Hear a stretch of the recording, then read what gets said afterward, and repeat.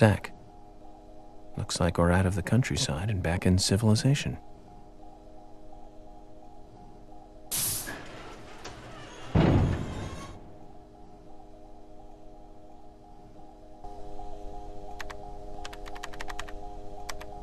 Welcome, York.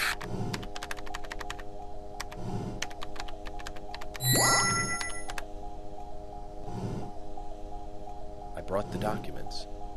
Just what is going on in here? I warned you about haste. Take it slow. You'll lose sight of what's important if you just rush past it. As an agent of the FBI, I'm sure you know. So many people have got it all wrong. They think speed is the key. That being first is the best. They want speed. Are satisfied with what the speed brings, even if it means that they miss so much on the way. They don't even see that. I see everything that they don't. From here, I see it all. Then, when the time comes, I make use of what I've seen. I can get whatever I want in this way, anything at all.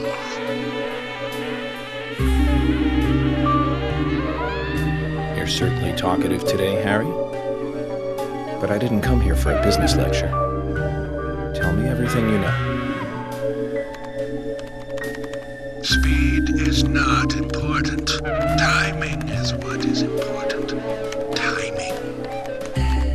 York, you have a natural gift for waiting for the correct timing. Just be careful that your haste does not ruin everything. That will be vital to solving the current case at hand. York, I know more than you think, but less than what you hope. 1, you have Nick in custody. 2, Thomas is missing. 3, Carol has a locket that belongs to the murderer. I also know that this case revolves around the red seeds. But that's about it. So you've got an inside line on police information. That reminds me. The victims' tongues were cut out, weren't they? But that's only a minor point. Don't let the shocks blind you to what's more important. That's another business tip. Harry, I'm impressed. You gather information really well. You hacked into the FBI network, too. Amazing. But I didn't come here to hear this. Then let us close the business seminar. It's time for a history lesson instead.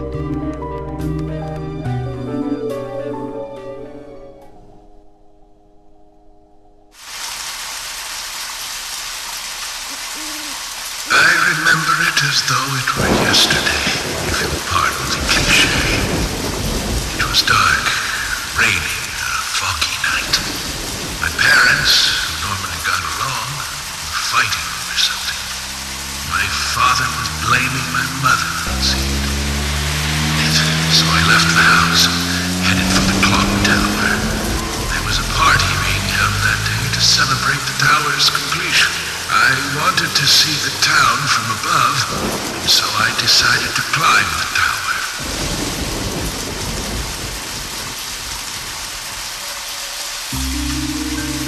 Curious child. I saw it being constructed day after day.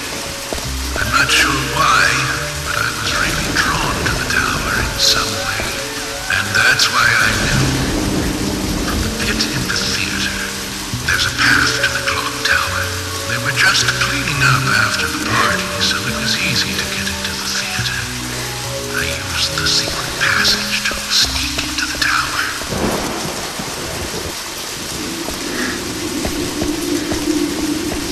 But when I reached the top, I saw something very strange.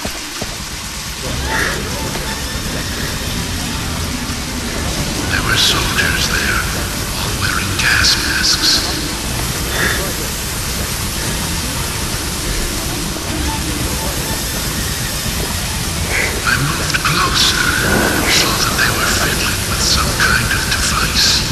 device was emitting purple smoke outside. Just then, for the first time, the bell rang throughout the town.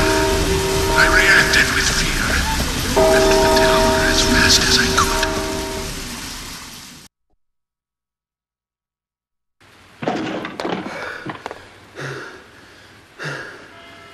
When I got outside again, the purple fog was spreading.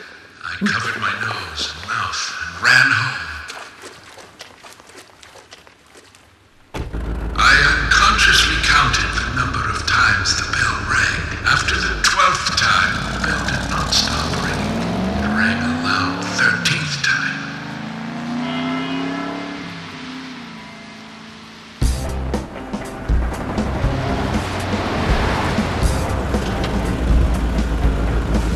I got back into town to see another, even more disturbing sight. The people were attacking and killing each other, rampaging as though insane.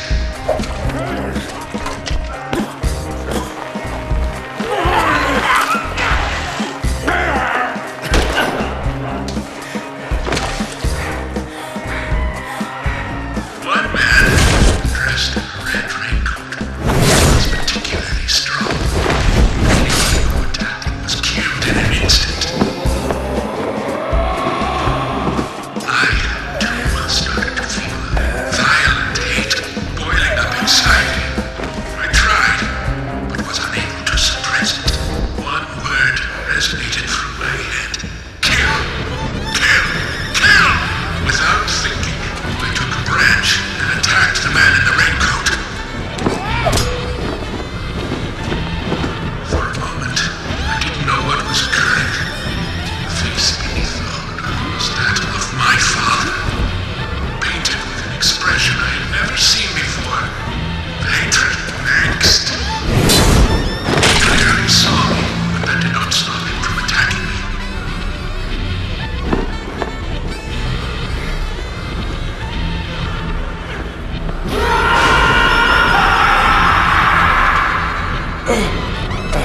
He knocked me out, and I fell to the ground.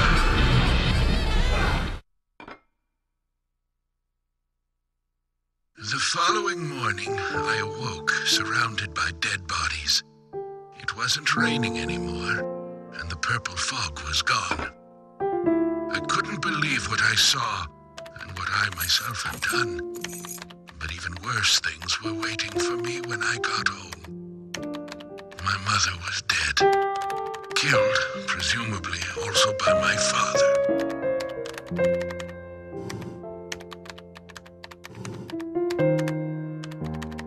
The next day, the town was overrun by military personnel. That's when the gag order was issued. Talking about the incident was unappreciated, a taboo. But even still, people stopped going outside when it rained. Country folk are very patriotic. We never tell our children about what happened. But these things find a way out of even the tightest of lips, in parts. People only speak of the killer in the red raincoat, which is where the legend of the raincoat killer comes from. Quite a story. After the incident, the gas seeped into the soil of the town. Even today, when it rains, a minute amount is released.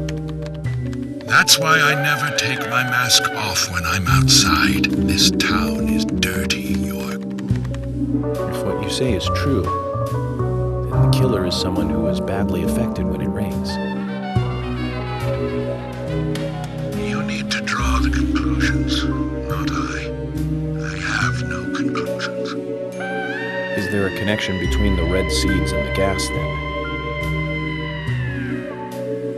This is just my own presumption. The seeds and the gas have a similar effect on our nervous systems. I believe someone figured that out and decided to use it.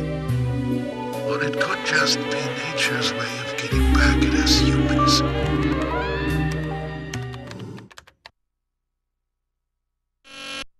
York!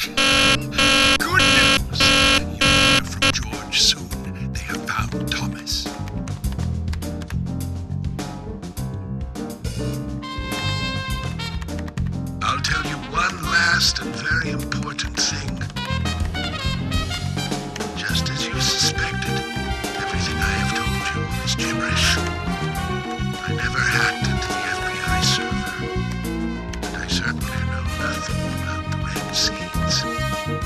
I shall thank you for listening to an old man babble on.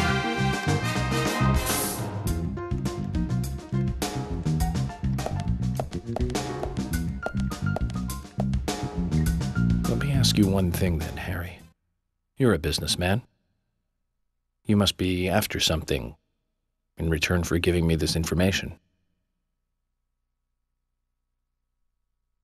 York, at times we must purge things from this world because they should not exist. Even if it means losing someone that you love. But that still does not justify murder. Remember this.